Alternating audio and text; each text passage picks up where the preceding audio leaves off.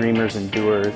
I think that any functional business entrepreneur has to have, they have to have their feet in both worlds, right? So we have to come to a place like IMTS with a dream, a vision. Where do I want to be 10 years from now? The push to 3D CAD really changed the market of how parts were designed. 3D parts were just really hard to draw, right?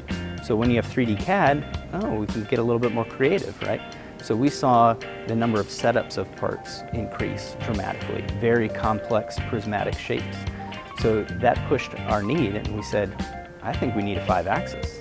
And we go to the show and we see the Haas VF5 TR. Let's buy it. We buy it, 6 months later we buy another one.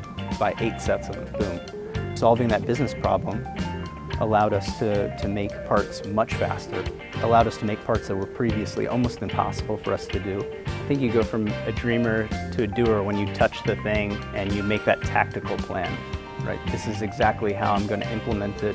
We put it together, see if it makes sense on paper. Stop circling and start circulating. Rise to the occasion, where dreamers and doers connect.